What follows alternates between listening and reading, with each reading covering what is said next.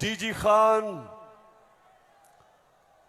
Rajanpur, DI Khan, tank और यहां ऊपर स्वात, गिलगित बल्तिस्तान।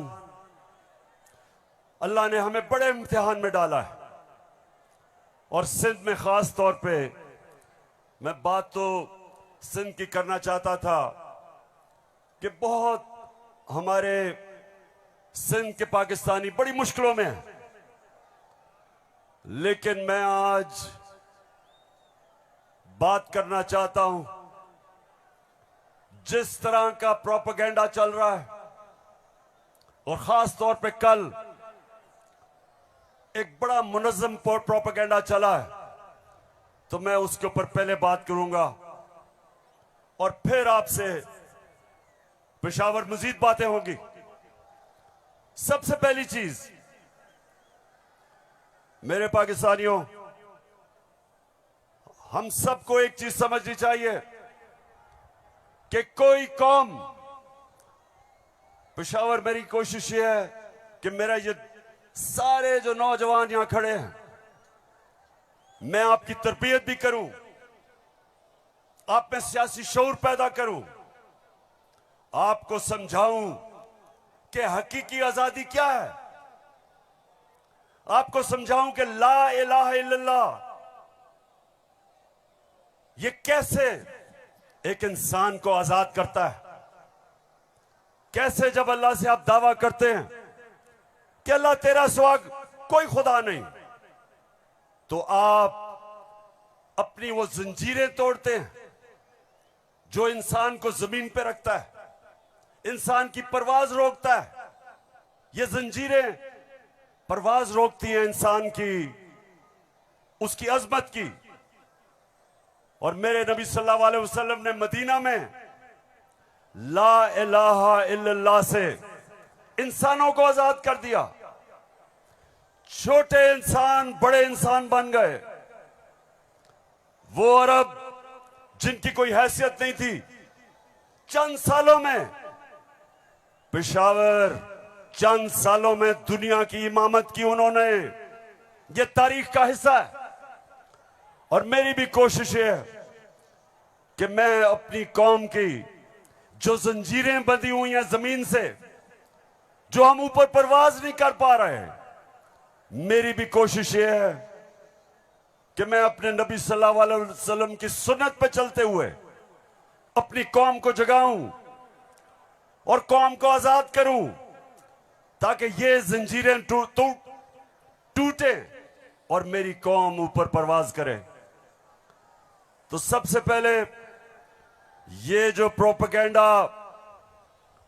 प्रोपेगेंडा किया जा रहा है, ये जो चोरों का टोला एक अमरीकी साजिश के तहत इस मुल्क पर मुसल्लत किया गया,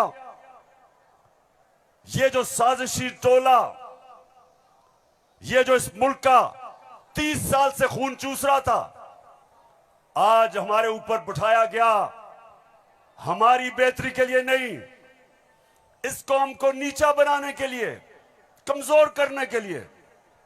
और इसलिए मैं आपके पास आया हूं, दूसरी दफा आया हूं कि पेशावर, मैंने इंशाअल्लाह आपको अपनी हकीकी आजादी की तहरीक में शामिल करके पाकिस्तान को एक अज़ीम कौम बनाना है, जो इल्लामा इकबाल की ख्वाब थी। वो कौम जो कि इंशाअल्लाह वर्ल्ड लीडर्स बनाएगी, जो खुशहाल होगी, जिधर हरे पासपोर्ट की दुनिया इज्जत करेगी, जिधर जब, और इंशाअल्लाह एक दिन आएगा जब हमारे पाकिस्तानी पाकिस्तान से बाहर जाएंगे तो दुनिया कहेगी कि वो देखो पाकिस्तानी आ रहा है।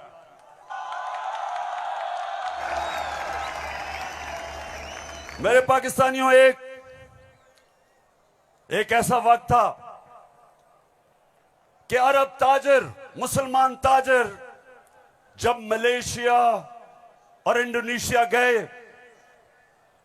तो कोई मुसलमान फौज नहीं गई थी इंडोनेशिया और मलेशिया।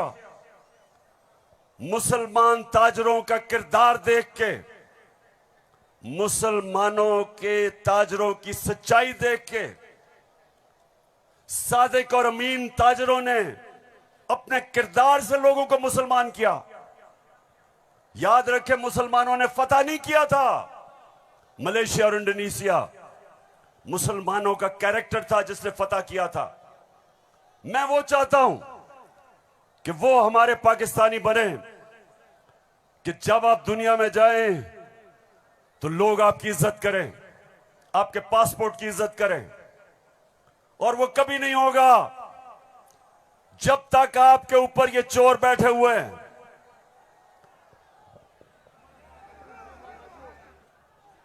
शबाज शरीफ, मैं चाहता हूं पेशावर जरा गौर से, क्योंकि आज मैंने बड़ी वीडियोस दिखानी है आपको।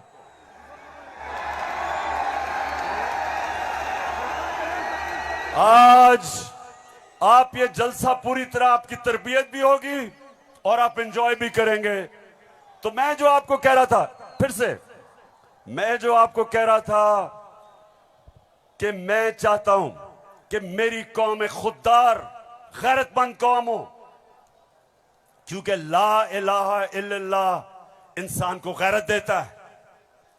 जो ला इलाहा इल्लल्लाह दिल में जिसके चले जाता है वो किसी झूठे खुदा के सामने नहीं झुकता।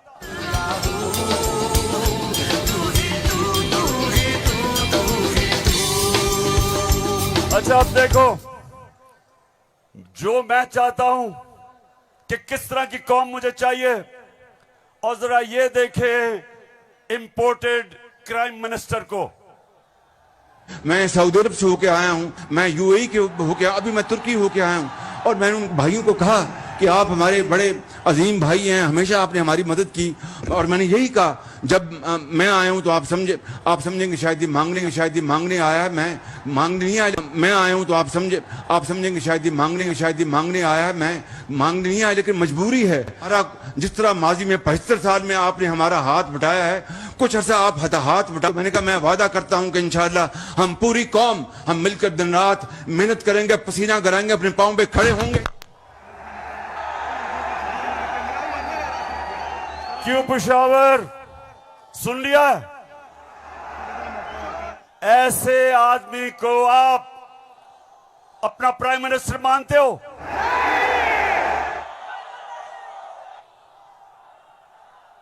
अगर ये वाकई अगर गैरतमंद प्राइम मिनिस्टर होता तो पहले जो इन्होंने अरबों रुपया चोरी करके मुल्क से बाहर रखा, पहले वो वापस लेके आते, फिर लोगों से पैसे मांगते। अपना पैसा चोरी करके मुल्क से बाहर, और बाहर जाके लोगों से पैसे भीख मांगना। अच्छा पाकिस्तानियों, पेशावर, मैं आज आपको अब बताना चाहता हूं कि ये जो चोरों का टोला हमारे ऊपर मुसल्लत किया, अब इनको पता चल गया है कि ये हमें हरा नहीं सकते। हाँ, मुझे पता है कि फजल रहमान भी इनमें से एक है। अब ये जो थ्री स्टूजेस हैं, इनको पता है कि मैच खेल के तो ये अब ये जीत नहीं सकते। इनको पता है कि जब भी इलेक्शन हुआ इन्होंने हारना है। अब ये कर क्या रहे हैं? साजिशें कर रहे हैं। किसी तरह इमरान खान को डिस्क्वालीफाई करवाओ, केस बनाओ, कभी तोशाखाना, कभी वो इनका पालतू इलेक्शन कमीशन, कभी वो कोशिश कर रहे डिस्क्वालीफाई करने के लिए। अदालत के अंदर मुझे दहशतगर्द बना दिया पेशवारों वालों। दहशतगर्द आपके सामने खड़ा है। कोशिश है कि किसी तरह बस इमरान खान मैच ना खेले। ये वैसे ही है, जब हम छोटे थे क्रिकेट खेलते थे तो जब एक टीम हारने लगती थी वो विकेट उठा के ले जाती थी। अब ये यही कर रहे हैं, मैच खेल नहीं सकते, किसी ना किसी तरह बस इमरान खान को बाहर निकालो टीम से। दूसरी चीज, और ये उससे खतरनाक चीज कर रहे हैं पेशावर, ये कोशिश कर रहे हैं कि किसी तरह पाकिस्तान की सबसे बड़ी जमात,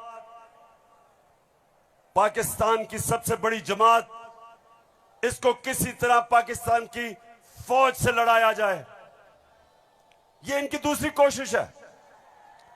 पहले डिस्क्वालीफाई करो और साथ साथ कोशिश करो कि पाकिस्तान की फौज के खिलाफ प्रोपेगेंडा करके लड़वाएं, और फिर पाकिस्तान की अदलिया के खिलाफ कि पाकिस्तान के अदारे किसी तरह तरीके इंसाफ के खिलाफ हो और ये किसी तरह मैच जीत जाए। बस मैं आज आपको वीडियोस दिखाने लगा हूं, और मैं उससे पहले आपको बताऊं कि कोशिश इनकी क्या है।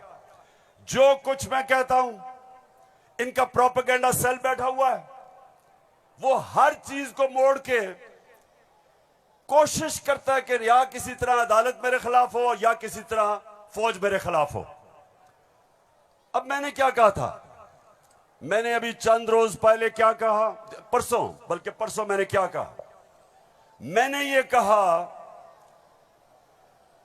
कि फौज का जो आर्मी चीफ होता है उसको मेरिट पे सिलेक्शन होनी चाहिए।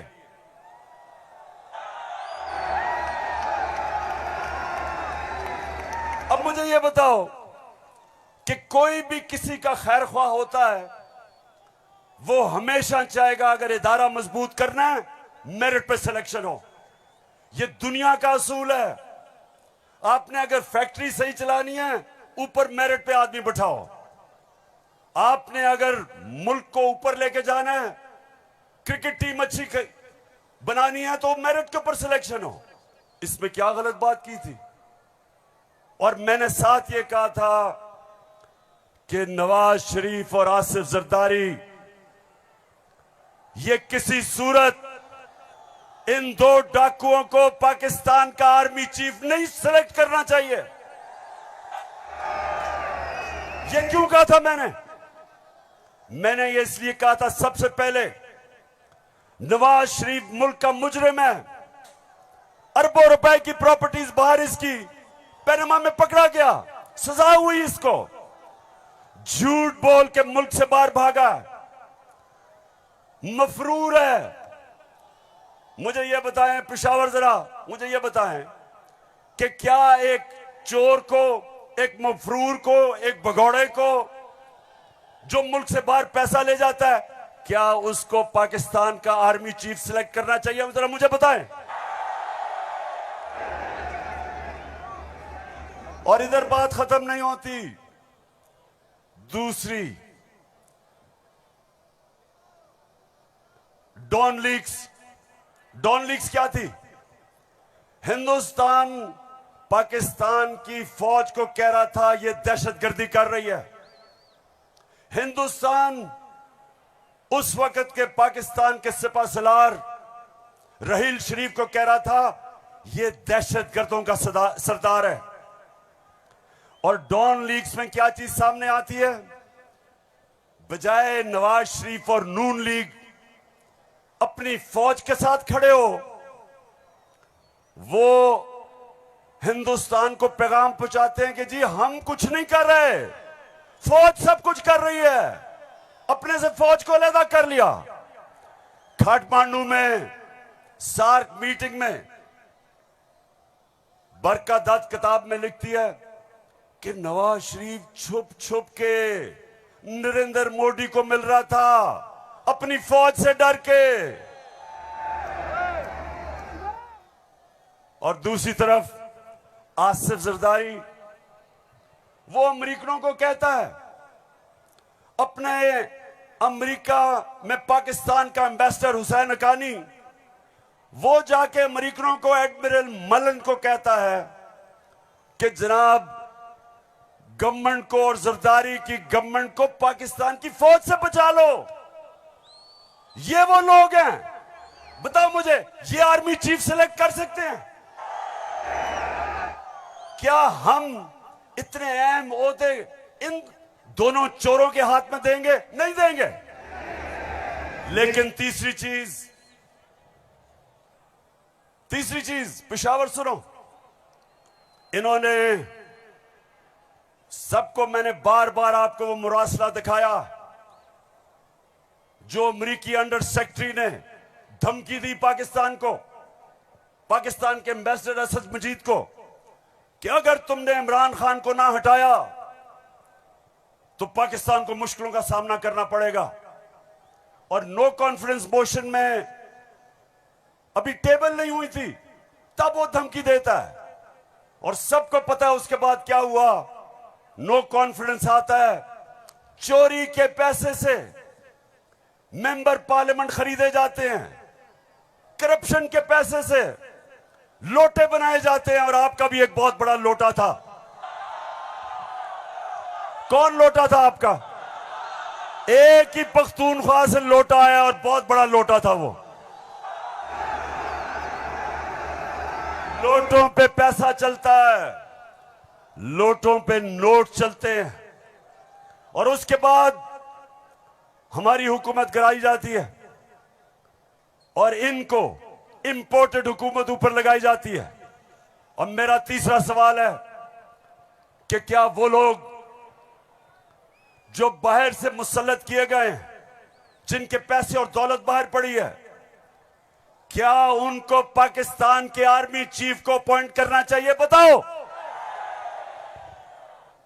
तो मैंने ये कहा और कहते कि जनाब इमरान खान तो फौज के खिलाफ है। अभी ठहरो, अब मैं चाहता हूं ये नून लीग के दो, एक वजीर और एमएनए, जरा आप इनकी वीडियो देखें और उसके बाद बात करता हूं। सियासी मामला थे और जिस तरफ इस साल के आखिर में एक बड़ी तब्दीली आनी थी, उसमें तो ये नजर आ रहा था कि इमरान खान का जो गठजोड़ है ये तो अगले 15 साल रहेगा अगर इस तरह हालात रहे। और जिस तरह के उनके प्रोग्राम थे, हम सब ने डिस्क्वालीफाई होना था इस साल के आखिर में, तमाम जो अपोजिशन की लीडरशिप है। अच्छा, उनका तो ख्याल था कि मैं सफाया कर दूंगा, मैं किसी को नहीं छोड़ूंगा। तो ये आपका खदशा है? मालूमात है जी, हमारी सीरियस मालूमात आपके ख्याल में जो आप ये लोगों को भूल जाता है। लेकिन कुछ माह पहले जो कहा कि हम नैब के कुछ 100 जज और हायर कर रहे हैं और हम सारे केसों को एक्सप्लाइट करेंगे, तो उस मैथ्स लेवल के ऊपर मैथ्स लेवल पे डिस्क्वालिफिकेशन होनी थी, बिगिनिंग शहबाज शरीफ डाउनवर्ड, शाहजहां अब्बासी, हसन इकबाल और ऑल ऑफ अस, सिर्फ मुस्लिम लीग नून की नहीं। आपके ख्याल में जो कोलिशन बनी है वो इसी वजह से बनी है कि इमरान खान साहब के तो फाशिस्ट प्लान्स थे ना इस मुल्क के ऊपर हमला करने के। तो लिहाजा ये आज मुश्किल जरूर है, लेकिन ये हमें याद रखना है जब हम मुइशत की डिस्कस करते हैं कि यहां जमहूरियत का, हाकमियत का और वफाकियत का मामला भी मौजूद है, जिसको हमें साथ लेकर चलना है। तो इसलिए एक लार्जर कॉन्टेक्स्ट में सियासी मामला कि जो हमें लोग कहते थे, डराते थे, दबाव में लाते थे इस बात पे कि अगर फौरी तौर पर अदम एतमाद करके आप हुकूमत में ना आए तो फलां आ जाएगा, फलां बैठ जाएगा किसी चेयर पे। कोई किसी किस्म का हमें उस वक्त भी न नोटिस था न हमने लिया था, मगर इत्तेहादी जमातों के हम फैसलों पर के पाबंद थे। मैं आज भी ये बात कहने लगा हूं कि अगर कि जो हमें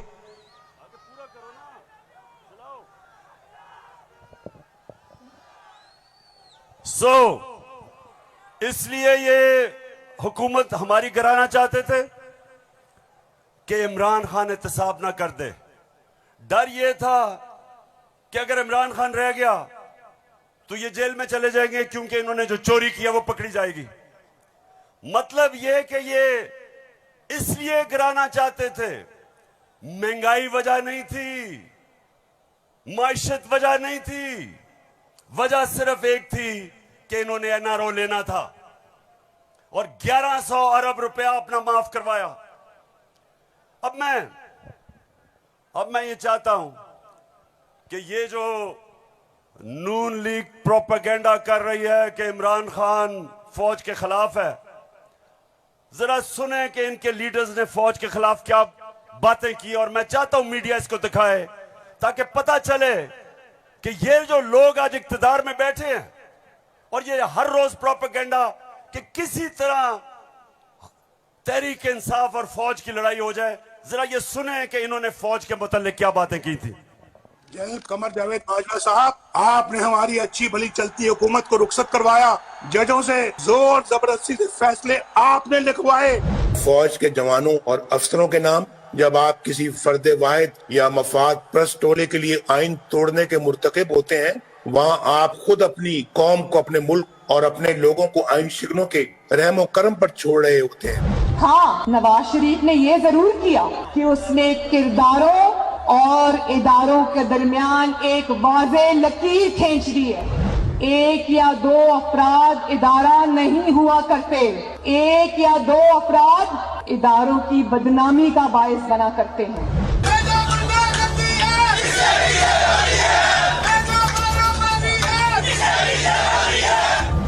जो शख्स इस किस्म की कार्रवाइयों में मुलव्वस रहा हो, उसका एहतसाब होना चाहिए। उसको बल्कि इतने बड़ी बड़ी उनकी ग्लेयरिंग चीज़ें शायद 73 साल की तारीख में कभी नहीं मिलती, तो अब तो उनका एहतसाब होना चाहिए।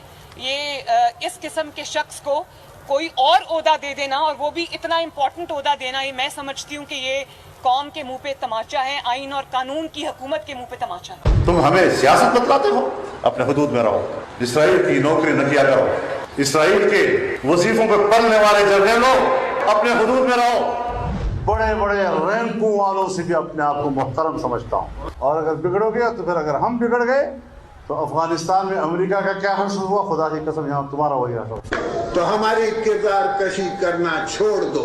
अगर हमने आपकी शुरू की तो पता नहीं पाकिस्तान बनने से आज तक कितने जनरलों की शुरू हो जाएगी। बेटी भाई वो अक्यूज्ड हैं, उनकी लिस्ट लेके जिस दिन हमने प्रेस कॉन्फ्रेंस की तो आपकी ईंट से ईंट बढ़ जाएगी। अभिनंदन की क्या बात करते हैं। चीफ ऑफ आर्मी स्टाफ तशरीफ लाए, पैर कांप रहे थे, पसीने माथे पे थे। सुन लिया पेशावर। मैं इसलिए ये बता रहा हूं कि ये वो लोग हैं जो हमें कह रहे हैं कि हम अपनी फौज के खिलाफ हैं। फौज भी मेरी, मुल्क भी मेरा।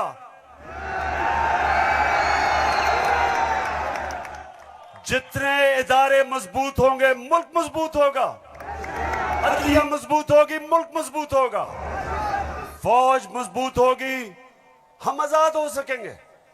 हम अपनी आजादी, हम किसी के सामने झुकेंगे नहीं। कोई मुल्क हमें फतह नहीं करेगा। जिस तरह सारी मुसलमान दुनिया में आज अजाब आया हुआ है, सोमालिया से लेके, लिबिया से लेके, सीरिया से लेके, सारी मुसलमान, अफगानिस्तान में क्या हुआ, यमन में, सारी मुसलमान दुनिया में किस तरह का अजाब आया। और हम वो पाकिस्तान है जो एक मजबूत फौज की वजह से बचे हुए हैं।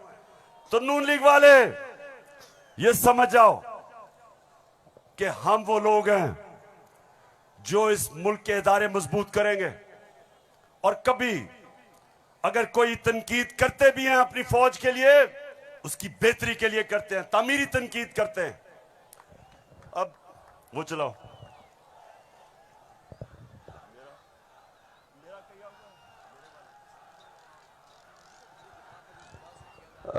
ये बड़ा इंपॉर्टेंट है, मैं अपनी सारी कौम के सामने कहना चाहता हूं। देखिए, एक तो जो फौज का इदारा है, कभी इसके खिलाफ बात ना करें, क्योंकि फौज एक ऐसी चीज है जो अगर हमारी फौज ना होती तो ये मुल्क में नहीं रहना था।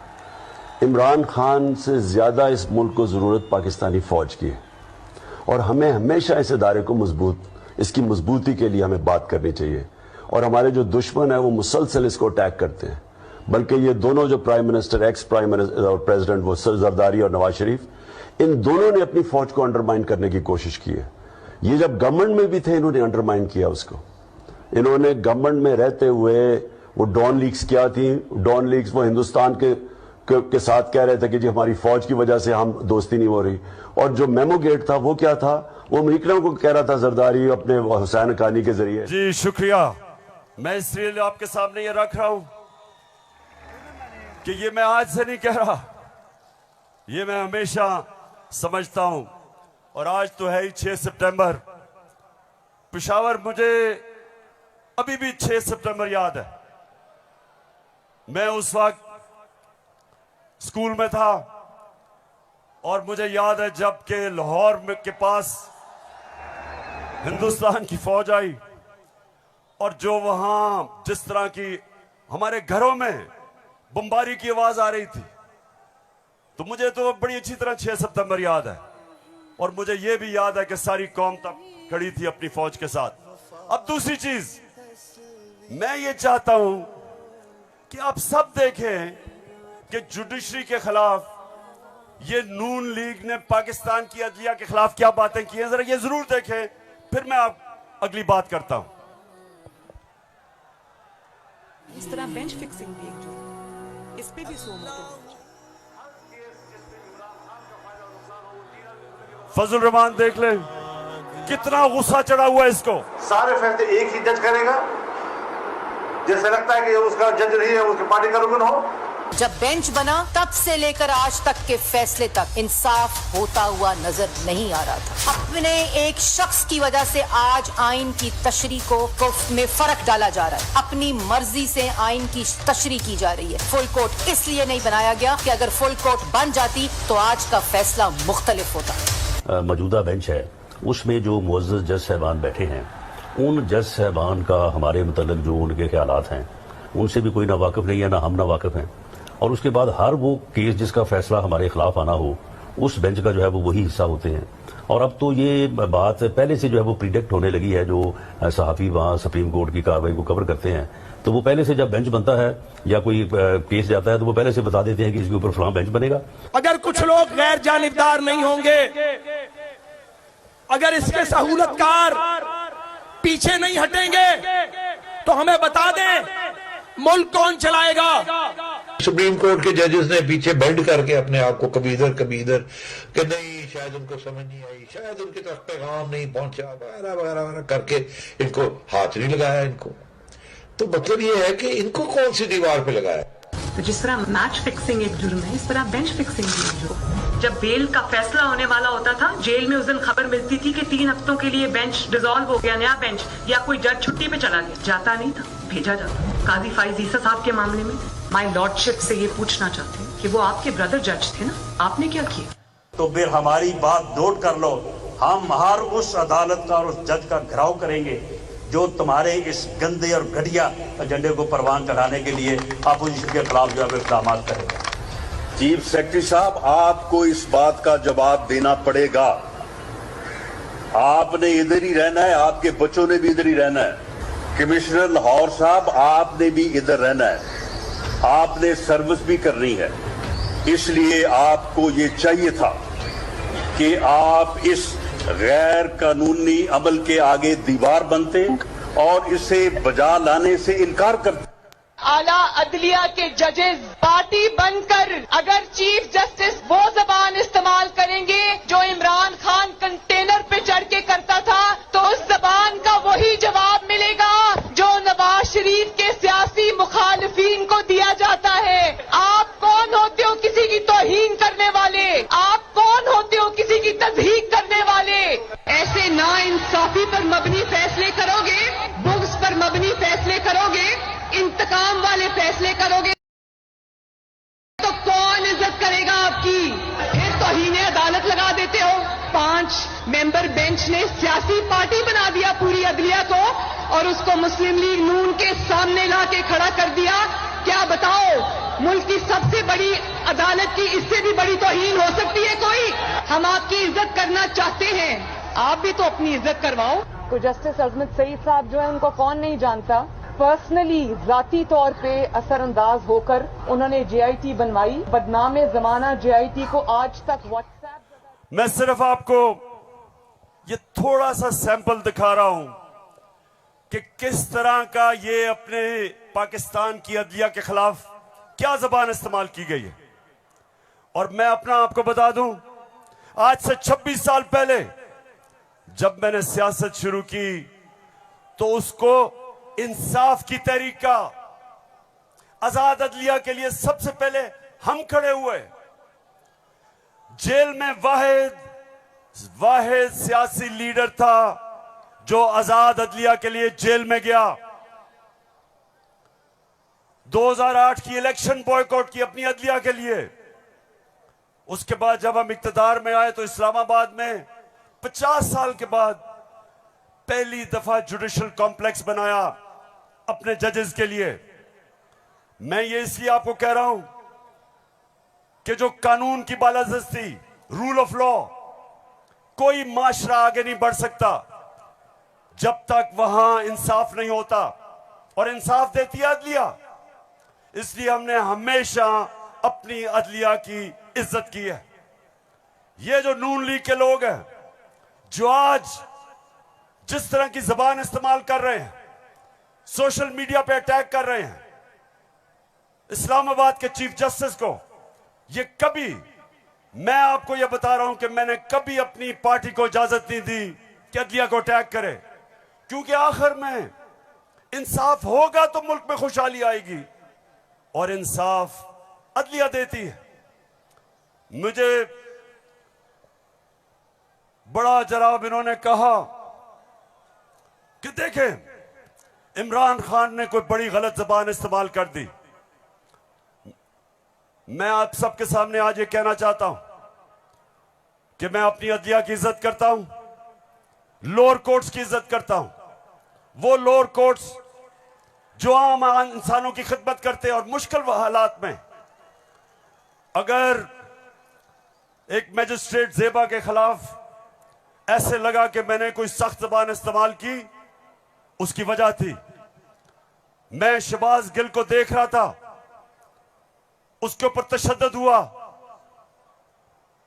उसको जिसको कहते हैं कस्टोडियल टॉर्चर, उसको हवालात में बंद करके तशद्दुद किया गया, नंगा किया गया, और उसकी जब हमने देखा उसके हालात और उसके ऊपर प्रेशर डाला गया कि मेरे खिलाफ स्टेटमेंट दे, मेरे ही उसके ऊपर अगर ज्यादा ऐसे लगा सख्त स्टेटमेंट है, ये मेरा मकसद नहीं था।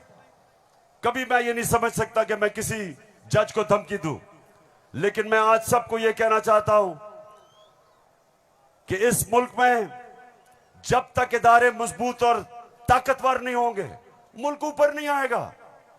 आज अगर मगरिब के अंदर खुशहाली है तो वहां इंसाफ है। जितना ज्यादा इंसाफ और कानून की बालादस्ती, उतना खुशहाल माशरा। तो मेरी तो पहले दिन से यह स्ट्रगल है। तो पेशावर सबको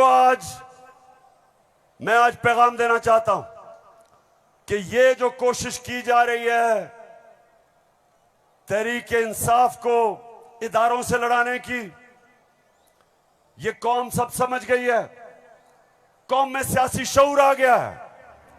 लोग एक एक चीज, कभी भी पाकिस्तान के अंदर अवाम और बच्चे और नौजवान और मेरी ख्वातीन बहनें, कभी इस तरह का शऊर और बेदारी नहीं थी जो अल्लाह के फजल से आज पाकिस्तान में है। तो ये जो चोरों का टोला, ये जो बार बार कोशिश कर रहा है कि तहरीक इंसाफ को दीवार से लगाया जाए, सब सुन लो कि जितना तुम मुझे दीवार से लगाओगे उतना मैं और तुम्हारे से मुकाबला करूंगा, लड़ूंगा तुम्हारे से।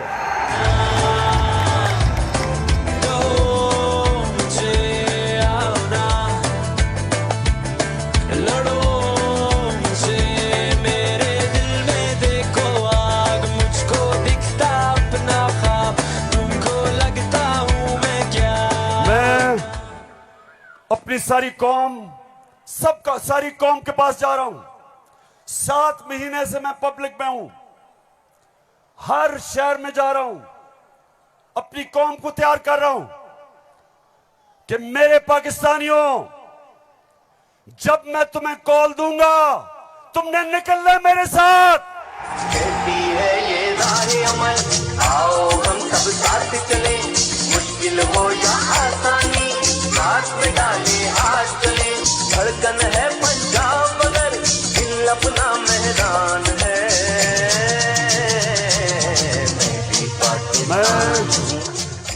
अच्छा पेशावर, जब हमें इन्होंने हटाया था, फिर से मैं आपको याद करा दूं, उस वक्त पाकिस्तान तेजी से तरक्की कर रहा था। जो इस हुकूमत ने जो किताब माइशत के ऊपर शाया की, जिसको कहते हैं इकोनॉमिक सर्वे ऑफ पाकिस्तान, उसके अंदर पाकिस्तान 17 साल के बाद सबसे तेजी से हमारी माशियत ऊपर जा रही थी। 5.6 और चौथे साल 6%। आज IMF कह रहा है, आलमी इदारा कह रहा है कि 6% से अब हमारी माशियत 1% से भी कम पे जा रही है। यानी माशियत सुकड़ रही है, बेरोजगारी बढ़ रही है, फैक्ट्रियां बंद हो रही हैं। किसान जिसने रिकॉर्ड पैदावार की थी उसकी पैदावार नीचे जा रही है, क्योंकि बिजली और फजलुर रहमान की कीमत ऊपर चली गई है। ट्यूबवेल के लिए जो डीजल चाहिए वो महंगा हो गया। बिजली, अच्छा बिजली के बिल जिन जिन के पास आए हैं जरा मुझे हाथ खड़े करके बताएं, कभी पाकिस्तान की तारीख में इतनी महंगी बिजली नहीं थी।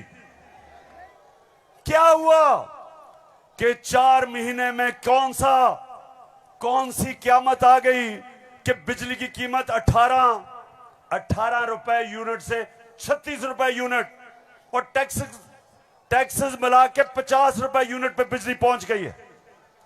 गंदम 850 रुपए पे 20 केजी मिलती थी, आज कराची के अंदर 2000 रुपए पे नहीं मिल रही। बलूचिस्तान में देखें गंदम की कीमत किधर गई। हमारे दौर में, ये जरा गौर से सुने, हमारे दौर में तेल इंटरनेशनल मंडी में 103 से 115 डॉलर पे बिकता था, आज वो पहुंच गया 96 डॉलर पे। तेल की कीमत इंटरनेशनल मंडी में कम हो गई है, लेकिन हमारे दौर में 1 लीटर पेट्रोल 150 रुपए और 1 लीटर फजलुर रहमान 145 रुपए, आज 234 पे पहुंच गया। बिजली दुगनी, पेट्रोल डीजल ऊपर, सब कुछ महंगा और रुपया गिर रहा है। IMF के प्रोग्राम के बावजूद रुपया गिर रहा है। IMF ये कहता है कि आगे पाकिस्तान के जो माशी हालात है वो और बिगड़ने वाले हैं, बिजली की कीमत अभी और बढ़ेगी, GST लगेगा 17%, कीमत और ऊपर, पेट्रोल डीजल और ऊपर। तो मेरे पाकिस्तानियों, आज हम नहीं, IMF कह रहा है कि पाकिस्तान श्रीलंका की तरफ जा रहा है, यानी माशी तबाही की तरफ जा रहा है। तो सवाल आज ये है कि वो कौन थे, वो कौन मुजरिम थे, इस कौम के गद्दार थे जिन्होंने बैरूनी साजिश का हिस्सा बन के इस मुल्क में आपकी हुकूमत कराई और इन चोरों को लेके आए।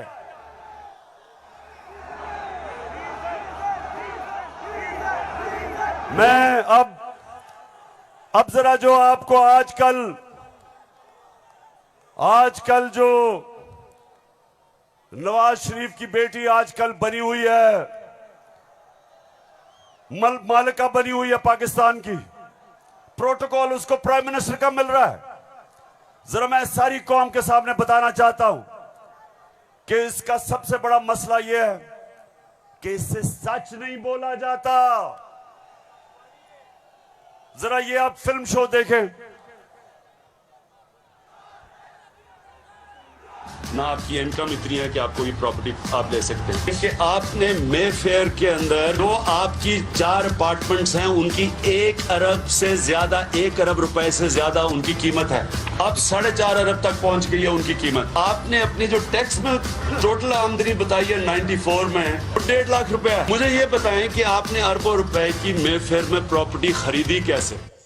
सुन लिया, ये आज से 10 साल पहले मैंने पूछा कि बताएं आपने आमदनी तो अपनी दिखाई नहीं, तो ये अरबों रुपए की बर्तानिया के सबसे महंगे शहर लंदन के सबसे महंगे इलाके में आपने अरबों रुपए की प्रॉपर्टी कैसे ली? तो जरा आप ये सुने, जवाब आता है। बात यह है कि जिन अरबों रुपए की मेफेयर की प्रॉपर्टीज की ये बात कर रहे हैं, ये तो पहले पता नहीं है, बताएं कौन सी प्रॉपर्टीज है, लाएं दिखाएं, उसका कोई प्रूफ लाएं। सुन लिया, कहते किधर है ये प्रॉपर्टी किसकी बात कर रहे हैं? अब ये जरा मरियम बीबी को भी सुन लो कि इस तरह मुझे लगा कि आप लोगों को बेवकूफ नहीं बना सकते। मेरी सेंट्रल लंदन में प्रॉपर्टीज तो दूर की बात है, मेरी पाकिस्तान में भी कोई प्रॉपर्टी नहीं है। मैं अपने वालिद के साथ है और मुझे समझ नहीं आई कि मेरी और मेरी वालदा की और बहन भाइयों की प्रॉपर्टीज ये कहाँ से निकाल के ले आए हैं। मेरे नाम पाकिस्तान में कोई प्रॉपर्टी नहीं है, ये तो इंग्लैंड की बात है। सुन लिया पेशावर, सुन लिया आपने, मेरी बहनों आपने सुन लिया कि लंदन तो छोड़े मेरी पाकिस्तान में भी कोई प्रॉपर्टी नहीं है। मेरे तो बहुत बुरे हालात हैं। अब मरियम बीबी को नहीं पता था कि एक इंटरनेशनल इंकशाफ होता है, पैनामा पेपर्स।